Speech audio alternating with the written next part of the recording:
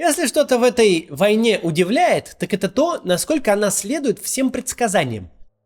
Говорили, Киев вы не возьмете ни за 3 дня, ни за 3 месяца. Ровно так и вышло. Глубоко увязнете в огромной стране с мотивированной армией. Они и увязли. Армия России коррумпирована и некомпетентна. Она оказалась в разы более коррумпирована и некомпетентна, чем все думали. А главное, о чем все говорили, поддержка вашей войны будет падать пропорционально потоку похоронок и гробов. Именно эти сущности такое свойство имеют – гасить любой патриотический порыв, особенно когда их становится так много, что у каждого зрителя Владимира Соловьева груз 200 оказывается через пару рукопожатий, а вернувшийся без руки или ноги вообще через одну. Российская армия действует настолько бестолково, а украинская сражается настолько самоотверженно, что этот эффект начинает действовать гораздо раньше, чем можно было ожидать.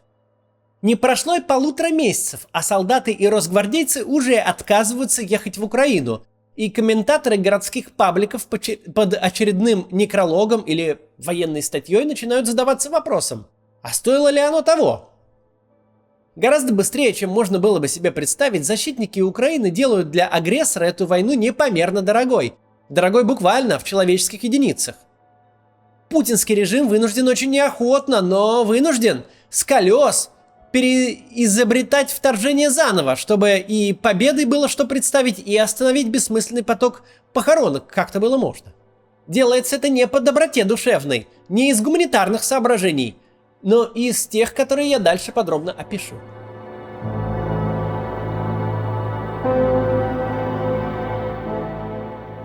Сегодня, в конце 6-й недели войны, когда ее очертания радикально изменились, когда мы видим уже не замедление и даже не остановку фронта, а реальное освобождение целых направлений, когда российские войска концентрируются для одного единственного удара на Востоке, явно оставив планы по тотальной оккупации, имеет смысл поговорить о том, как ужас этой войны, постепенно огибая запреты, проникает в российское общество.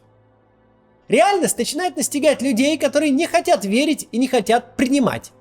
Да, российские власти будут делать и уже делают бодрую мину вместо кислой. Нам говорят о том, что все идет строго по плану.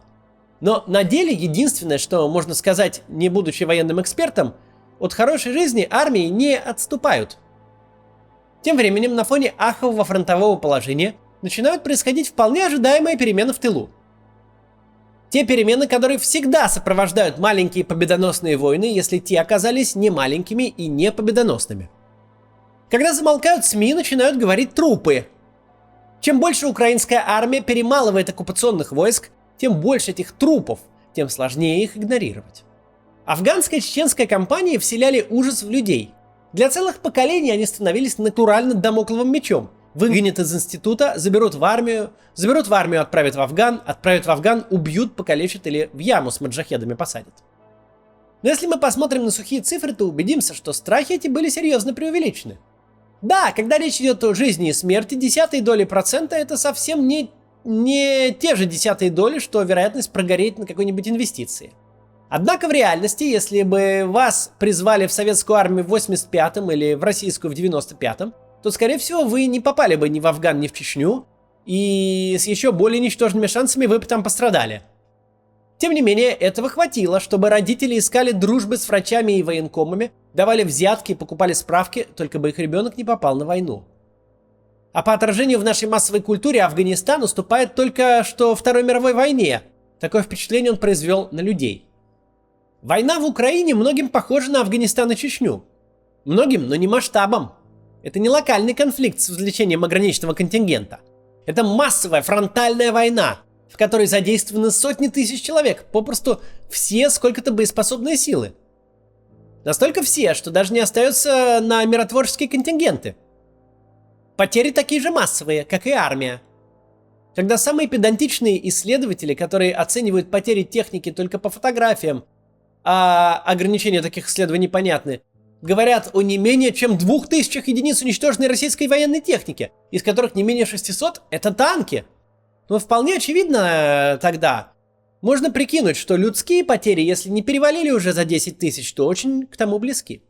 Да, российские власти преуспели в пропаганде и цензуре. Да, все живое в публичном поле надежно закатано в асфальт и придавлено сверху тяжелейшими уголовными статьями.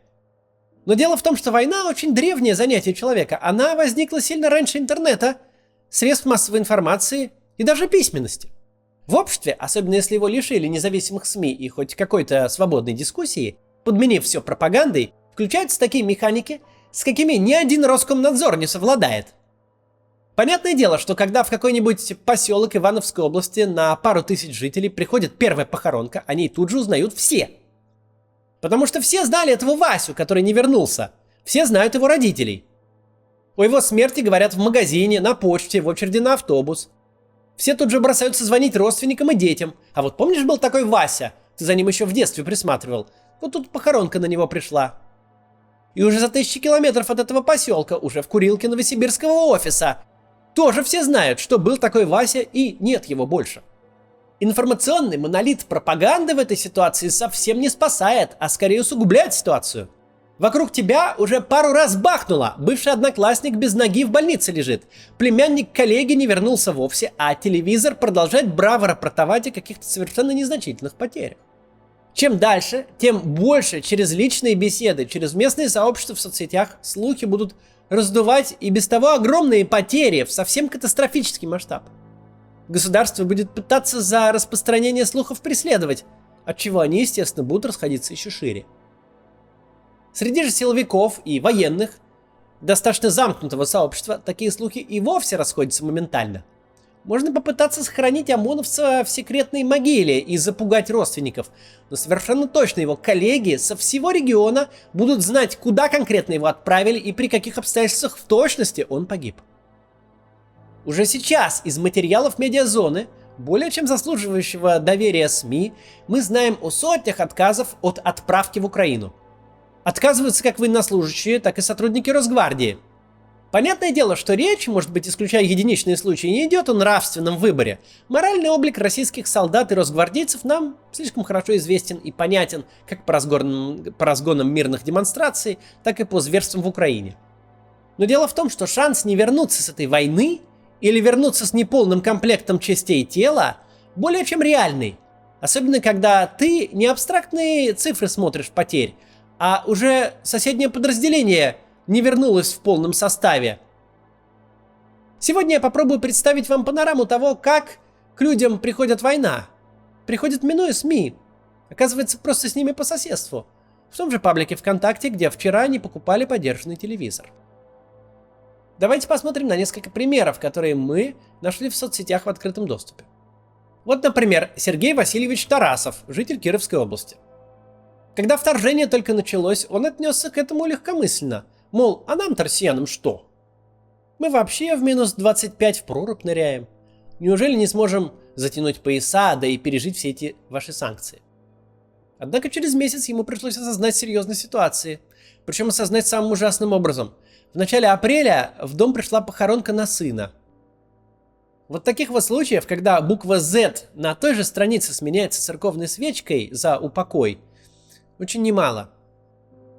Легко кричать военные лозунги, когда война – это парад торжественным маршем по центральной площади. Но гораздо сложнее ее поддерживать, когда она приобретает вид разорванного, непохороненного тела близкого человека. Я бы никому не пожелал почувствовать войну так, как это пришлось вот сделать Сергею Васильевичу. Но даже если в ваш дом не придет похоронка, коллега, потерявший на войне сына, или продавщица в магазине, у которой муж лишился ноги под Мариуполем, никому не позволят относиться к происходящему несерьезно. Если вы сегодня посмотрите комментарии под постами о смерти российских военнослужащих, то уже не увидите того ура-патриотизма, что был в первые дни. Типа погибли героями, делается важное дело. Нет, вы увидите обиду за нелепо и бессмысленно прерванную жизнь молодых людей, едва закончивших школу. Российская общественность не может и не сможет понять, почему совсем молодым людям приходится умирать в войне, начатой ни за что и ни зачем. Отношение российского государства к потерям непростое. С одной стороны, отдавшие жизнь за великую идею герои – хороший материал для пропаганды. Путин торжественно вручит родителям в Кремле посмертный орден на бархатной подушке, герою поставят бюст в родном городе и памятную табличку в школе.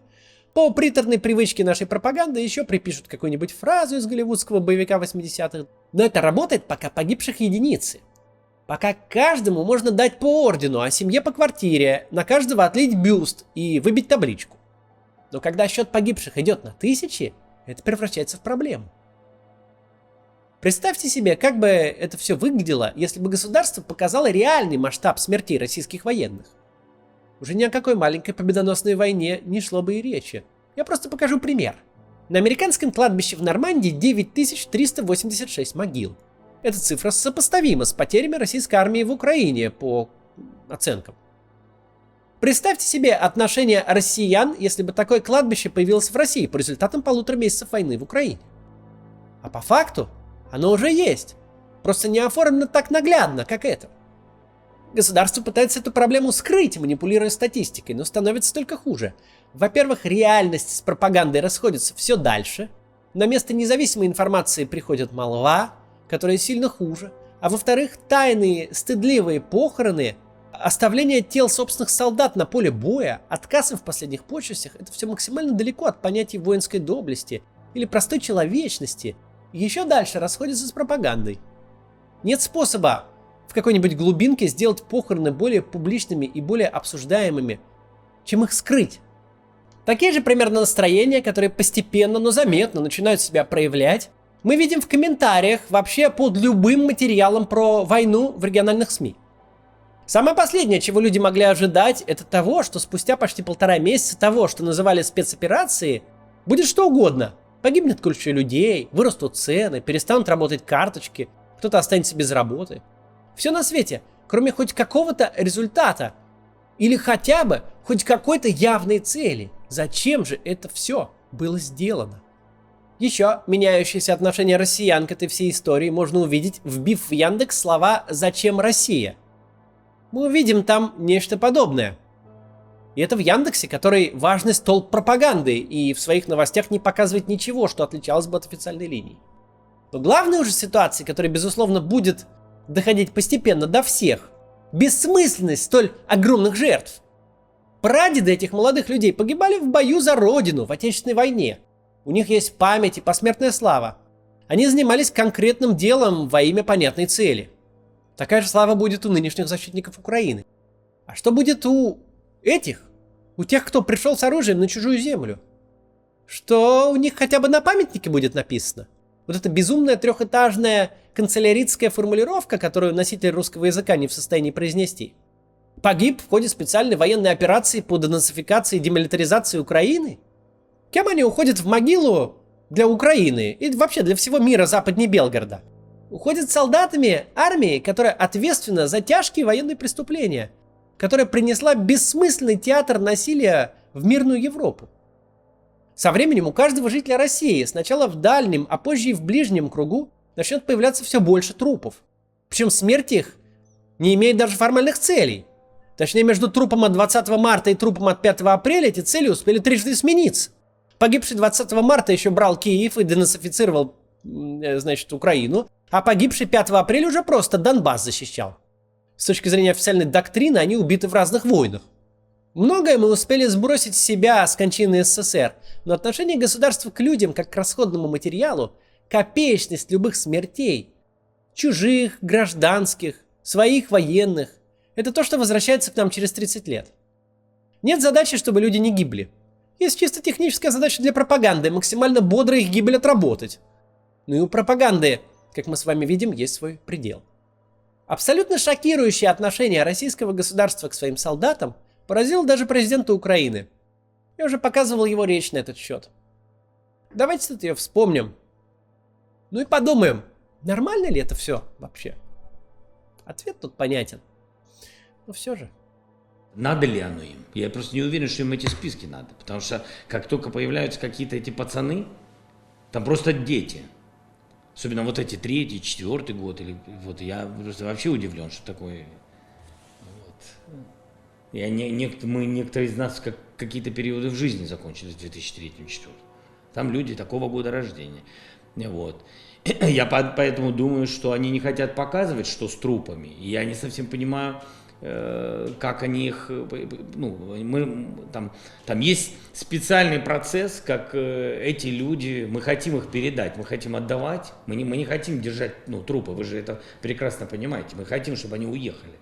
Вот, они сначала отказывались, потом там еще что-то, потом какие-то мешки нам предлагали, и все. Слушайте, ну это, смотрите, это все выглядит, ну, я даже не знаю.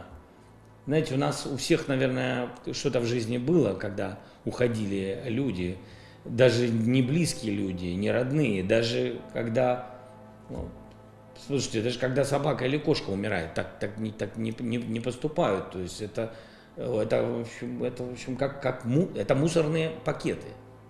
И вообще я не понимаю, вообще, честно, что себе думают люди, особенно что думают себе родители этих детей. Я не понимаю. То есть я бы просто я бы поджег все, что я мог. У меня бы жил какой-то депутат вот рядом, то я вам говорю абсолютно откровенно. Я, в принципе, такой человек и был и до президентства. У нас бы люди набили бы морду такому главе там района или чего-то, если привезли в мешке что-то или не хотели забирать, или скрыли. Как это, мать там, кто бы ни был. Это я вам говорю, как президент воюющей страны с русскими солдатами, которые сюда пришли, и мы их ненавидим. То, что они делают. Но послушайте, но есть же как бы в ненависти, это война, но это же не скот. Это же не скот. И поэтому это все меня очень, конечно... Почему это страшно все? А я вам скажу. Потому что страшно... А страшно, потому что когда отношение такое к своим, то какое же отношение ко всем другим? А мы точно не свои для правительства России. Вот это страшно. Я считаю, что это дикость, и все это плохо закончится. Для Украины мы понимаем, во имя чего. Вот у вас, ну, я не хочу вас обижать, простите, если я буду говорить у вас, я просто не знаю, как по-другому сказать. Говорю, как есть. Вот что у вас в стране происходит в России, для меня это, в общем, непонятная вся эта история, трагедия.